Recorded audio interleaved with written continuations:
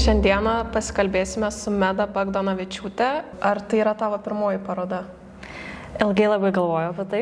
Kai gavau tą klausimą, galvojau, ir aš turėjau dar parodų, tada greitai persižiūrėjau savo atmintį. Ir iš tikrųjų tai turėjau tokią labai tikrą parodą. Tai kai gimnazijos metais 12 klasėje mes gavom kiekvienas fotografas savo stendą ant sienos ir užsidėjom visas tas nuotraukas ir panašiai.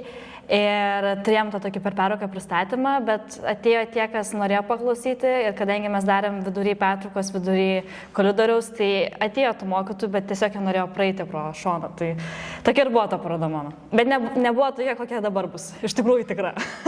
Ai, tai ši paroda skaitos tokia kaip viena rimčiausia. Taip, tikriausiai. Gal galėtum daugiau papasakoti, ką reiškia pavadinimas?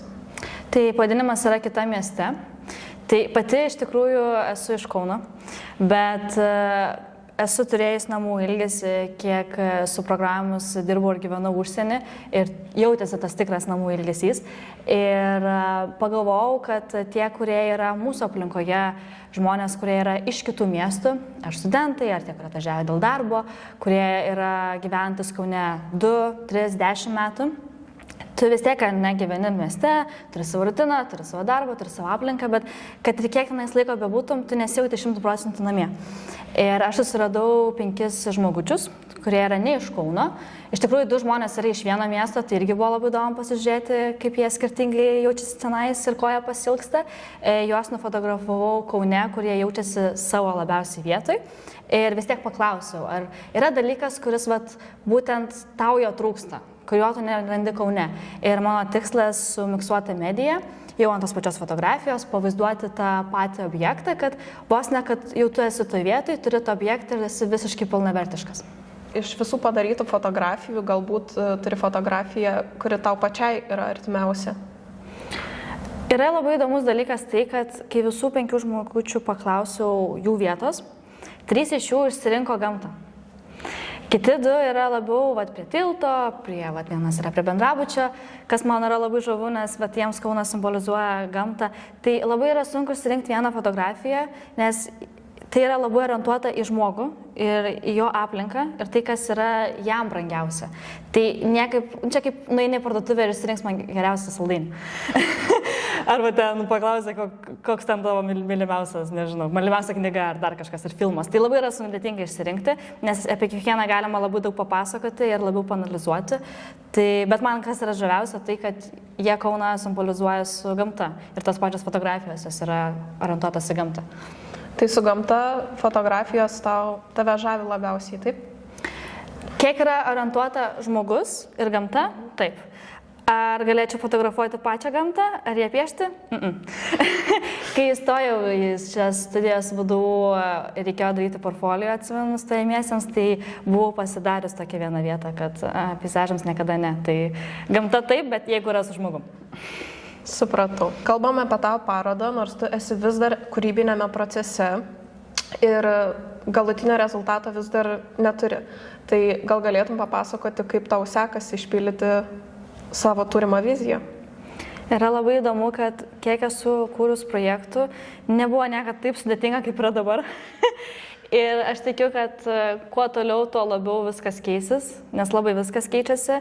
Buvo vienai planas, paskui keitėsi ir panašiai. Tai labai daug dalykų reikia apgalvoti, labai daug dalykų reikia perdaryti ir esu labai dėkinga dėstytojams, nes gaunu daug kritikos ir tada žinau, į ką orientuotis. Labai esu dėkinga Mildai iš mūsų galerijos VDU, nes labai padeda tiek su ekspozicija, kaip reikės viską parodyti viešai ir panašiai. Tai įdomus procesas, bet nėra galutinis, nes nežinau, kuo baigsis. O gal galėtum daugiau papasakoti, kaip tau pačiai kilo idėja sukurti parodą būtent migracijos namų ilgesio tema? Migracija šiek tiek buvo palietusi mane, bet ne tiek stipriai, kiek ten žmonės išvažiuoja 10 metų ir panašiai. Esu išvažiavusi su Erasmusu į Vokietiją tam tikram laikui, nes kūrėm spektaklį užsienį, tai jau tenai šiek tiek po truputį paliečiau tos emigracijos, bet ir tai tenais nebuvo visiškai 100%, nes mes tiesiog buvom visiškai įnikę į spektaklį, kūrėm jį, šokom, dainavom, kūrėm scenografiją, filmavom, fotografavom ir buvo labiau apie tai, kaip įsigilinti į kultūrą ir į meną, negu kas yra iš tikrųjų gyventi užsienį. Bet tą labiau pajaučiau pernai, kai išvažiavau su Work and Travel programa į Ameriką. Dirbau tenais nacionaliniam parke Montanoje ir tenais gyvenau 5 mėnesius ir paskui 6 mėnesį keliavau po pačią Ameriką. Tai jau tenais pasijautė ir tie, kas yra buvę toj programoje arba panašiose aplinkybėse, manau, sutiktų, kad ties pusę laiko, kiek praeina, jau tu pradedi pergalvoti dalykus, kodėl aš čia esu, ar aš gerai čionais padariau sprendimą, ar aš pasilgau namų, ko aš pasilgau iš namų. Tai turėjau tokius labai dvilypius jausmus, nes jaučiausi visiškai savo vietoje ir kad jeigu galėčiau dar, aš jau dar 10 metų gyvenčiau ir jau tiesiog mano vieta buvo. Bet aišku, tada tu labai pradedi psichologiškai galvoti, o jeigu tau kažkas nutiks? Mama yra 10 valandų čia, mama neatskris. Jeigu gyvenčiau, nežinau, Vokietijoje, mama yra už 2 valandų, jau negi labiau atskris. Tai tada tu toks jautiesi, kad turi labai būti atsakingas už save, už savo veiksmus ir ypač tokia kaip Amerika. Ir tenais, kur aš gyvenau, buvo labai nesaugu. Niekad gyvenime negyvenau taip nesaugiai vietoj kaip tenais. Jau net New Yorkas neprilygsta tas, kas ten vyko iš tikrųjų. Tai labai buvo įdomus jausmai ir tada jautėsi, kad va kas tas namų ilgesys ir kaip tu jautiesi kitaip būdamas, ypač kai tenais dirbu. Ir labai skiriasi Amerikos ir Europos visiškai kaip diena ir naktis suvokimas darbuotojų ir panašiai. Bet dabar už beveik mėnesio išskrisiu vėl. Dabar dirbsiu ir gyvensiu Aliaskoje. Tai šiek tiek bus kitaip, bus dar daugiau valandų nuo mamos ir pažiūrėsim, koks tas jausmas bus. Bet ir tas projektas man ir tada jau kilo, kad aš noriu kažką daryti su namų ilgesiu, kažką kurti ir pasižiūrėti, kaip veikia vieta žmogų ir kaip jisai kardinaliai gali pasikeisti. Tik šį kartą orientavausi į mažesnę vietą, tai yra Kaunas ir mūsų šalis, kas nėra tiek daug kilometrų ir tiek daug valandų nuo mamos.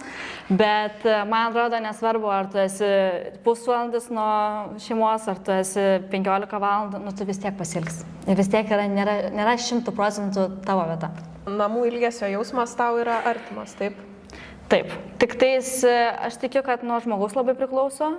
Nes kaip pati žinau, pati esi ne iš Kauno, tai tikiu, kad tau yra kitoks ilgesys, negu tarkim man buvo, ar ten kitam žmogui, kuris jau 15 metų gyvena, tai nežinau, kur nors Azijoje. Tai dėl to ir įdomu, nes dėl to tu gali orientuotis į žmogų ir toj fotografijai ir pažiūrėti, ar vieta keičia žmogų, ar tiesiog žmogus nuo vietos priklauso. O galbūt tave nustebino iš fotografuojamų žmonių dalykas, kurie jie labai ilgisi iš savo namų? Taip, labai buvo nustebinę. Tai nustebino iš tikrųjų viena draugė Ugnė, kurią fotografavau Lampėdžiuose ir vieta, kurios jinai pasilgo, tai jinai yra iš Elektrėnų ir jinai pasilgo Elektrėnų kaminų. Ir sakė, nesvarbu, kur tu būtum Elektrėnuose, tu vis tiek matai kaminą. Kas yra įdomu, nes tai yra industrinis dalykas ir tai aš galvojau, kai kūriau, gal kažkas man pasilgo ten tetos kokio nors kūgelio, gal ten kas nors pasilgo, nežinau, kaip tarkim viena geriausia draugė savo fotografavau, tai jinai pasilgo jūros, nes jinai yra iš Klaipėdos. Tai tokių dalykų tu tikiesi. Bet kaminų niekada negalvojau, dėl to buvo labai žavu ir labai įdomu ir man dar reikia tą kaminą pavaizduoti, tai bus labai įdomu, kaip čia gausis. Tai pavaizduoti tokį dalyką ant fotografijos. Yra reikalų. Pažiūrėsim, kas tenais gausis. Galbūt turi nusimanai, kokią norėtum, kad išsineštų mintį pamatę tavo parodą lankytojai? Labai yra įdomus dalykas tuo, kad šiaip kaip žmogus, ar ne, nesvarbu, kur tu ateini, ar tu ateini į parodą, ar tu ateini į spektaklį, bet kas yra susijęs su menu, tu vis tiek labai save tapatinė su darbu, ar ne? Ir labai visus skirtingai veikia. Ir aš manau, kad tokia paroda gali labai veikti tuos, kurie yra studentai ir tuos, kurie yra atvykę į Kauną dėl studijų. Nes mano tikslas, bet kokį meno kūrinį, kurį kurčiau, yra toksai, kad tu atsistoji, tu matai darbą ir ką tu jauti. Ar tai tave veikia ir ar tu turi kažkokių sąsajų, ar tai tiesiog yra vienas iš 1000 darbų, kurie eis, praeis ir tu niekada apie jį nepagalvosi. O gal tai yra darbas tas, kur tu grįši namo ir galvosi, atsimenu tą vaizdą, kažkas liko manyje tas. Tai mano ir yra tikslas orientuotis, aišku, ne tik kitos, kad, čia yra tik tiem, kas nėra iš Kauno, o kitas, kas iš Kauno, nežiūrėkit. Ne. Tai nesinori to, bet man yra labai noras tai, kad žmogus susitapatintų su darbu, susitapatintų su projektu, pagalvotų, ypač tie, kurie yra studentai ne iš Kauno, o kokia jiems yra vieta Kaune, o koks yra dalykas, ką jie pasiilgo. Tai gal galėtum daugiau papasakoti apie patį kūrybinį procesą, kaip sekėsi susiderinti su modeliais, na ir žinoma apie pačius užkulisius, kaip tau, kas labiausiai įsiminė be fotografuojant. Esu labai dėkinga savo 3 kursui naujųjų medijų menų, todėl kad praktiškai visi yra ne iš Kauno. Ir buvo labai smagu išsirinkti ir pasirinkti, aišku, kas gali, nes mes visas kursas darom dabar tas parodas ir yra labai sudėtinga laiką rasti, bet iš visų 5 žmonių iš tikrųjų gavosi 4, kurie yra iš mano kurso ir yra ne iš Kauno, tai tas yra įdomu. Ir apie kiekvieną, jeigu kalbant, tai pirmą fotografavau tai Ieva, jinai yra iš Marijampolės ir jos mintis buvo Ramybės parke ir buvo pats pirmas fotografavimas, niekada nebuvau jos fotografavus ir buvo labai įdomu, nes supratau, koks modelis pas mus yra Ieva, toks geras ir kaip lengva yra ją fotografuoti. O labiausiai tai, kas įsiminė tam pačiam parke, nes labai gerai saulė švietė ir labai daug buvo medžių ir mes ėjom prie vieno medžio, prie kito medžio. Ramybės parkas yra labai populiari, bet prie Akropolio tai labai daug žmonių stebėjo, nes tai buvo vidury dienos, bet labai gerai atsimenu, kai mes buvom prie vieno medžio ir aš jas paprašiau, kad jinai atsigultų, nes norėjau pasižiūrėti, ar tiktų fotografija, jeigu jinai bus pasidėjus rankas. Ir ėjo tokia pagyvenusi pora, ten toliau kokia, nežinau, 10 metrų nuo mūsų. Ir aš ją fotografavau ir atėjo link mūsų toks dedukas ir pradėjo rėkti, ar viskas gerai, ar gelbėt. Ir mes kalbam, ką? Sako, ar viskas gerai, kodėl guli? Sakau, fotosesija. Fotosesija. Ir jis nedagirdi, sako, epilepsija. Sakau, ne, fotosesija. Ir jis galvoja, kad jei yra epilepsija, aš galvoju, tai jeigu žmogui epilepsija, tai aš nefotografuočiau, nefilmuočiau. Tai jis dar atėjo pasižiūrėjo, kad viskas yra gerai ir sakau, ne, viskas yra gerai, fotosesija. Tai jis nėra, sakau, ačiū, gražios dienos jums. Tai šitas labai gerai atsimeni. Dar labai gerai atsiminė Ugnę, kurią fotografavau, nes buvo labai, jūs irgi dalyvavot, buvo labai šalta. Aš dar pažiūrėjau, tai buvo 2 laipsnius šalčio. Mes tą fotosesiją persikėlėm iš tos dienos, kada sniegas, saulė ir lietus buvo visą dieną. Ir nuvažiavom į Lampėdžias ir buvo tragiškai šalta. Ir turbūt nusifotografuojam per 10 minučių. Labai greitai, nes... Labai buvo. Ir aš esu tokia dėkinga Ugniai, nes irgi pirmą kartą fotografavau. Iš tikrųjų, iš visų žmonių 5 tik vieną savo geriausią draugę Saulę, kurią esu fotografavus, filmavus anksčiau, bet visus kitus pirmą kartą. Tai tokia esu dėkinga Ugnė, nes Ugnė yra toks modelis, jinai tik atsistojo, šnai, viskas gavosi. Per 10 minučių. Ir aš buvau, wow, kaip gavosi. Tai labai esu dėkinga, kad šitas projektas suteikia ne tik pasigirinti žmogų į vietą, bet atrasti naujus veidus. Ypač tos kursiokus. Visus fotografavau pirmą kartą. Ir nežinau, kaip gausis, kaip jie jausis ir panašiai, nes mes visi, ir tiksliau dauguma, esam pripratę būti už kameros. Ir kai tavęs paprašo, kad tu būk prieš kamerą, kaip esu dabar, tai šiek tiek, toks yra reikalų. Tai buvo labai įdomu pasigilinti kiekvieną ir pamatyti kitaip. Tai fotografavau antrą žmogutį, tai buvo Darija. Tai jos planas buvo, kad mes čionais prie Aleksotos tiltos, ar ne, man atrodo vadinasi. Vytauto Didžiojo dabar. Tai mes nuėjom tenais, tai mums pasisekė labai su saulė, nes labai gerai krito šviesa ir man labai patiko tai, kad jinai atsipalaidavo ir jinai tik pasisuko vieną pusę, kitą pusę ir iš tikrųjų viskas labai gerai gavosi. Nebuvo, kad yra labai buvę daug atvejų man tiek fotografuojant fotosesijose, kur reikia vos ne kiekvieną sekundę pasakyti, kur dėk ranką, kur dėko ir visą kitą, bet su Darija buvo labai lengvai, nes pasakiau, kad atsipalaiduojam, dabar tiesiog taip kaip nori, aš jau ten pasakysiu, kaip geriau padaryti ir viskas labai gerai gavosi. Tai ačiū tau, Darija. Su mano Saulyte, tai mes ją filmavom, fotografavom Santuokai. Man labai yra lengva ją fotografuoti dėl to, kad jinai yra aktorė. Ir jinai studijuoja aktorinį. Tai jai yra labai lengva būti prieš kamerą. Ir gal dėl to, kad tai yra mano žmogus, tai yra labai lengva pasakyti ir grubiau, ir artimiau, ir visą kitą, nes žinau, kad viską priims, viskas bus gerai ir dar pasijuoksim daugiau negu, oh my god, kaip man čia dabar jaustis, kaip man čia dabar ką daryti. Tai dėl to, bet tikrai buvo labai smagu dėl to, kad turėjom daug laiko. Ir galėjom prie vieno medžio prieiti, prie kito medžio prieiti, jau žinom viena kitos pusės ir visą kitą, kaip geriau padaryti, tai labai lengva buvo. Patinkantis dalykas tai, kad ne tik lengva tai, kaip žmogų fotografuoti, bet dėl to, kad kadangi ne pirmą kartą dirbu, mes esam labai susidirbę, kaip ko reikia. Na, šiaip pasakau lūpas, nežinau, aš ką daryti su lūpom. Pasakau ranką, nežinau, kur dėta ranka, nėra tas, kur. Tai dabar dedam ranką į dešinę, prašau šalia savęs. Nu, nėra tokio. Tai dėl to labai smagu. O trečias žmogus, kurį fotografavau, tai buvo Ignas. Mano kursiokas, tai mane buvo nustebinę iš tikrųjų jo vieta, nes jisai sakė, kad jisai nori fotografuotis bendrabutį ir prie bendrabučio, o kadangi mano tikslas buvo visus lauke fotografuoti, tai mes bandėm iš visų pusių prieiti prie to bendrabučio ir labai dėkingas pastatas, nes jis turi tokios labai įdomios architektūros, tiek jisai, tiek pastatas prie jo. Tai tikrai buvo smagu ir man yra labai žavu, kaip mūsų Ignas dabar labai daug dirbo su analoginė fotografija ir jis labai, kai tu dirbi su analoginė fotografija, tu labai supranti fotografijos šviesos kontrastų procesus.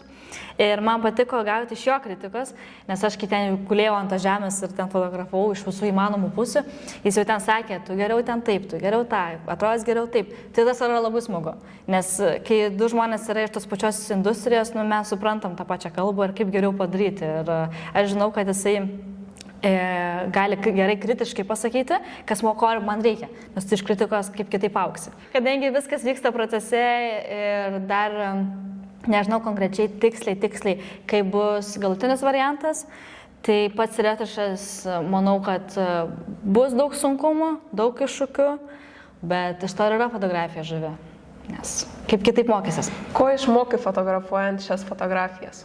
Išmokau, kad nereikia stovėti vietoje ir jeigu tu įsivaizduoji, kad fotografija bus tokia ir bus niekaip kitaip. Dėl ko aš sakau, kad šitas projektas yra visiškai lyginant su kitais projektais, kokius esu daręs, visiškai kitoks. Nes supratau, kad jeigu tu turi pirmą planą ir tada tau šiek tiek nesigauna, tu turi turėti labai daug kitų išeinančių planų. Ir mane išmokė tai, kad nereikia orientuotas tik į vieną sritį. Moku fotografiją, darau tik fotografiją. Yra daug įdomiau, jeigu gali įtraukti kitas sritis ir tas, kurias nemoki. Dėl to aš sakau, kad tas procesas dar nežinau, koks bus galutinis, nes einu į sritis, kur niekada gyvenime nesu darius. Ir nežinau, kaip gausis, nes nežinau, koks bus rezultatas. Tai mane išmokė tai, kad taip turiu savyje daug perfekcionizmų ir norisi tip-top viską padaryti.